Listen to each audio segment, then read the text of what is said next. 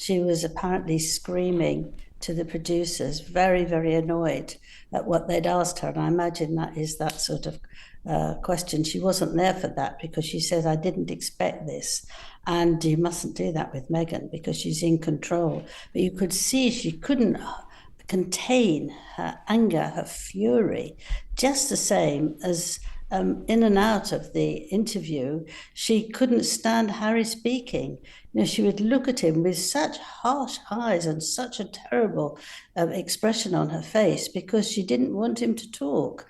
Angela Levin, I have been looking forward to speaking to you about this extraordinary interview with miserable Meghan and unhappy Harry for the past few days. It certainly wasn't a good 43rd birthday for the Duchess of Sussex, was it? Because for their first sit down together since Oprah Winfrey, which is actually a really big deal, back on CBS, this time with another very experienced TV professional from America, Jane Pauley.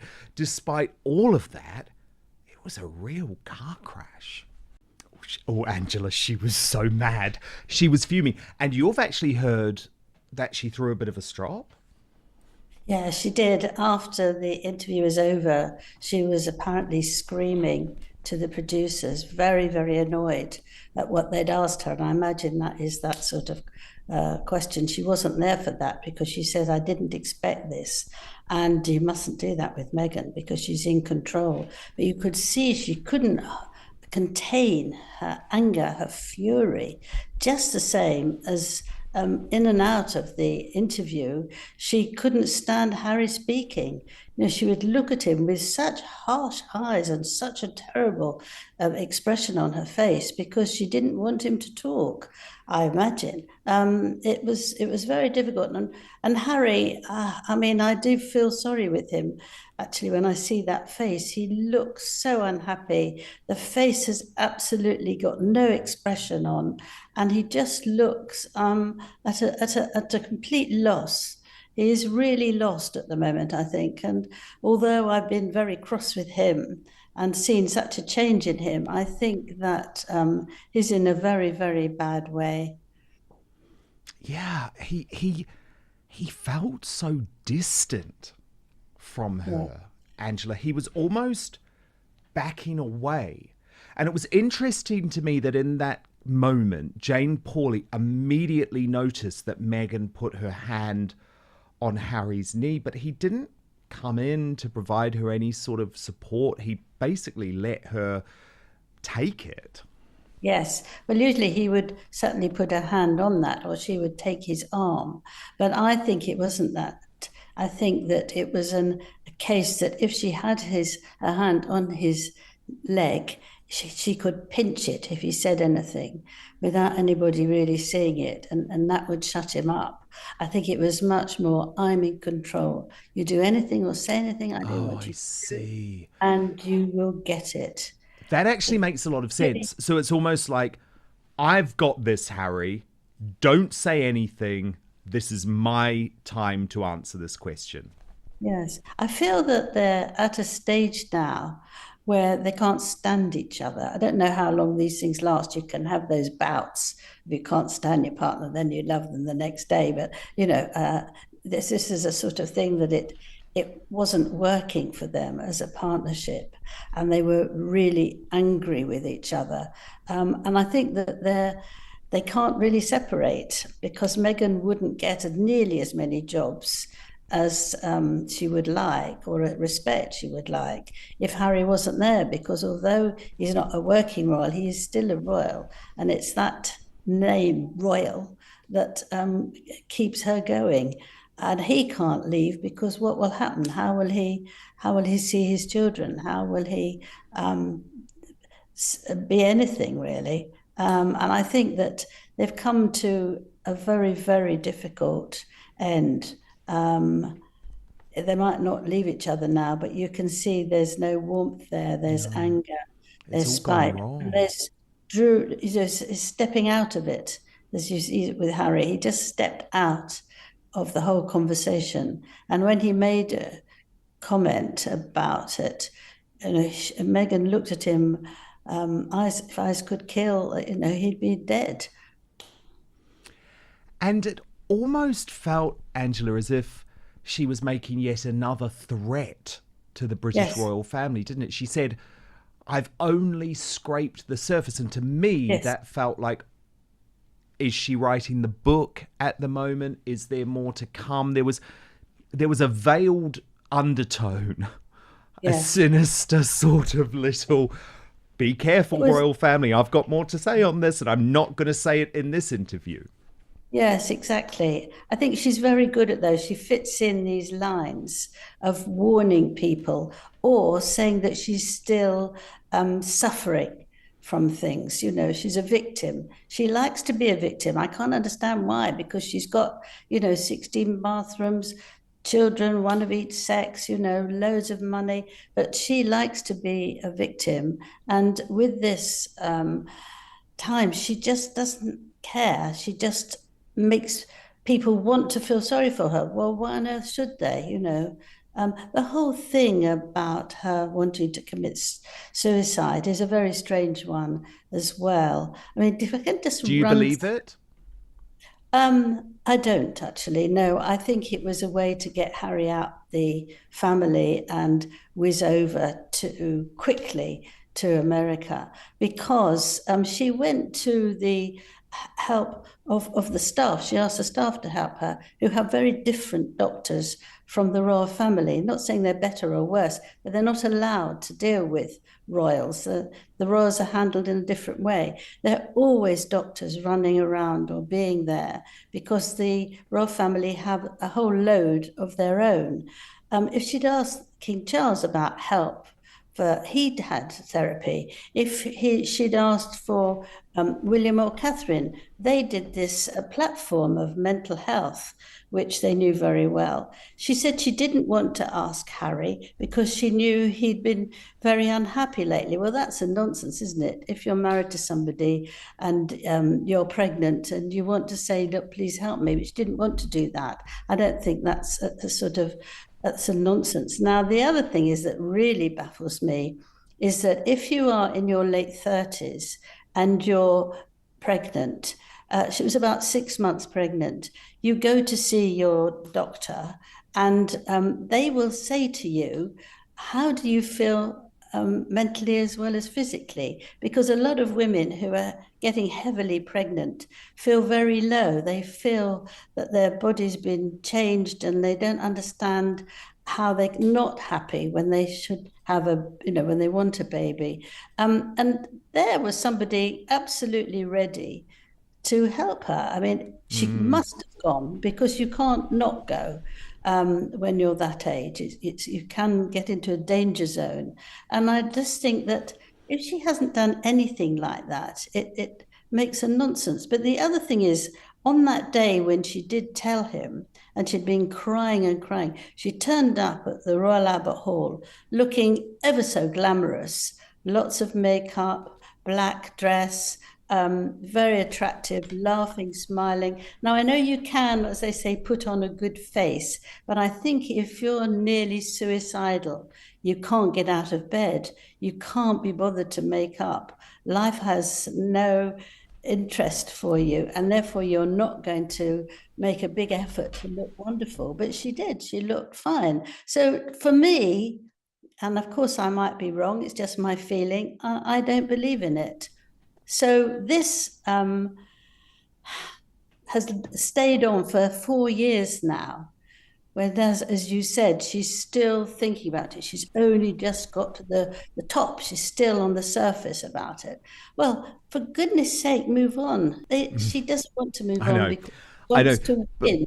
But She there's wants to so win. many things about that night at the Royal Albert Hall that have never made sense, Angela, because if you sit in one of those boxes at the Royal Albert Hall, which I have done, have had the privilege to do, you are very, very close to the people in the other boxes and to the people who you're sitting next to, and you're on display the whole time. Even though the house lights go down, you can be seen. But remember, Angela, she claimed that as soon as the show began, she sat there sobbing. I'm sorry, I just do not believe it. Everyone has a mobile phone. She would have been photographed. Someone would have flashed her. So none of that ever really made sense. And also, if that had happened, and Harry saw that, they would have been someone standing at the back who was someone in the staff, and they would have gently taken her out. She could have said she had a bad stomach, she felt sick. She could have excused herself, and nobody would estimate what she was doing. But it again, it didn't make sense. I watched it. I No. watched those um, things, and she seemed fine. She seemed fine. She Yeah. might not have felt fine. She could have been very uncomfortable with her pregnancy, but I think she has to exaggerate it and make her this victim, which is really sad. It is. I was laughing during this interview, though, Angela, because Meghan just so clearly could not stand Jane Pauley. And this is why usually they only agree to be interviewed by their friends because they want it to go a particular way. But Jane Pauley wasn't really being horrible. She was just being honest. And she was saying that this is a very modest start to your new project. But again, it's a bit of a car crash moment. She was not happy, Angela. But that was rubbish to say, the only way as a parent is to try and look to cure it, to make it better. Well, I'm not surprised at that. I mean, it's ridiculous that to suddenly come up with an idea of how to handle it, which absolutely is an essential, and she didn't need to. But I think that they had no, and still have no professional knowledge to take over looking after parents whose children have killed themselves, committed suicide from something online. You need really special people who can handle that. And just going around to give the few people who were there an enormous hug is inappropriate. They don't really want a hug. They want somebody to help them get over it and tell them in a medical way how they can recover. But you don't from a child. I mean, it's very, very difficult. And she did again, what was so annoying was talk about herself, about her own feelings, which reminded me of the podcast she did when it was all about me, me, me. And I think she didn't say anything about how she felt they could begin to have another life. It's all about me, me, me. So, you hear Meghan yet again telling everybody about herself as if that's the key thing to a family who've lost a child. It makes no sense at all. But Angela, what about the hypocrisy of Yes. them trying to claim that they are campaigners to clean up the internet because they're anything but in reality? Yes, that's it. I've written down a thing from their friend Christopher Bosie, who Oh, is one of yeah. the most beautiful men. If you see the people that they friendly with and the way they handle that when they're off center, then you realize that they are not really very nice people. Now, this man, he appeared with the couple on the 6-hour Netflix Yes. documentary, and his nasty side is absolutely appalling. I think you've had a touch of it, and so have Oh, I. yes, I have. But his comments include him saying in a line, Princess Catherine was aging as fast as a banana, Oh, that Prince William looked like a balding Muppet. And in October 21, he tweeted, I'm sorry, but William and Kate look like Harry's aunt and uncle. But the worst one of all is when he heard about Catherine's cancer, he wrote to his 350,000 followers on X, I am sorry to hear Kate has cancer. I hope she has a full recovery. But it is also clear that all 3 photos of her were fake oh. and that Alice tried to cover it up. Now, So he's a hear lunatic. that someone's got cancer, you don't then try and knock them over with saying that their photos were phony. I mean, I think it's the most spiteful, nasty thing to do. Now, to be friendly with someone like that, if you want to deal with families who've had the most horrendous experience, I think you would keep well away. Yeah, totally. And he's the spiritual leader of the Sussex squad, this guy. And I've never, just to clarify, they have never publicly distanced themselves from that guy or the Sussex squad once. And actually, there was just one other moment I want to show you from the interview, Angela, because it shows to me that Meghan was not very engaged with these parents. In fact, where they are bearing their soul, both Harry and Meghan seem incredibly uncomfortable, the opposite of supportive. They just were not engaged at all, were they, Because Angela? they want to do the talking. They want to handle it. They want to be in charge of it. And they might not actually feel any closeness to these people or even what to say. And that's why you can see that they're really not able to handle that sort of thing. And actually, there's only this first one where they actually meet face to face. The rest of, I believe, are all going to be remotely. And that's not going to help either, because if someone is dreadfully upset and had such a hideous experience, they talking over is not going to help really. You need a proper medical person who can help you, and time will help a little bit, but you'll never recover from the loss of a child. And the fact that Meghan felt that she wanted to commit suicide is not a reason that she's be good at it. No, very fair point. Very fair point from our royal mastermind, Angela Levin. The CBS interview was designed to highlight Prince Harry and Meghan Markle's latest initiative focused on supporting parents whose children have been affected by online harms and social media abuse. On paper, it was a serious and important topic. The couple appeared alongside respected journalist Jane Pauley and discussed the challenges families face in today's digital world. However, despite the significance of the issue, much of the public conversation quickly shifted away from the initiative itself. Instead, viewers became focused on Meghan's responses, Harry's demeanor, and the apparent tension many believed they detected throughout the interview. As a result, the interview generated headlines for reasons that may not have been anticipated. One particular moment quickly became the center of attention. During the discussion, Jane Pauley referenced Meghan's previous comments about experiencing suicidal thoughts while she was a working member of the royal family. The question appeared to catch Meghan off guard. She responded by acknowledging the topic while explaining that part of her healing journey involves being open about her experiences if doing so helps others. While the answer itself received attention, many viewers became more interested in Meghan's reaction to the question. Body language experts and commentators immediately began analyzing her facial expressions and tone. For critics, it appeared to be a moment of discomfort. For supporters, it demonstrated vulnerability and honesty. The broader challenge facing Harry and Meghan is that every interview now carries enormous expectations. Supporters hope to see meaningful discussions about their charitable work and advocacy efforts. Critics often focus on perceived inconsistencies, body language, and relationship dynamics. As a result, major interviews frequently become stories about the Sussexes themselves rather than the causes they are attempting to promote. This creates a difficult balancing act. The couple wants attention for their initiatives, but their personal lives often dominate the headlines.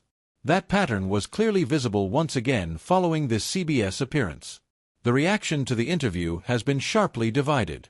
Supporters praised Meghan's openness, Harry's commitment to advocacy, and the couple's willingness to discuss important issues affecting families. Critics argued that the interview lacked authenticity and failed to resonate with audiences. Others fell somewhere in the middle, believing that while the topic was important, the presentation may not have achieved the impact the couple intended. What is clear is that Harry and Meghan continue to generate enormous public interest. Even a single television appearance can dominate headlines for days. The CBS interview was intended to focus on helping families navigate the dangers of the digital age. Instead, it became another chapter in the ongoing public debate surrounding Prince Harry and Meghan Markle. Angela Levin's comments have added fuel to that conversation, raising questions about Meghan's reaction, Harry's demeanor, and the couple's public image. Whether viewers see the interview as a success or a setback largely depends on their perspective. What remains undeniable is that the Sussexes continue to attract extraordinary attention whenever they step into the spotlight. What do you think? Did the interview achieve its goals, or did the controversy overshadow the message Harry and Meghan were trying to deliver? Let us know your thoughts in the comments below.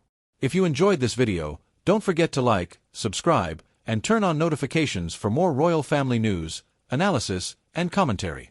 Thank you for watching, and we'll see you in the next video. Crown Television.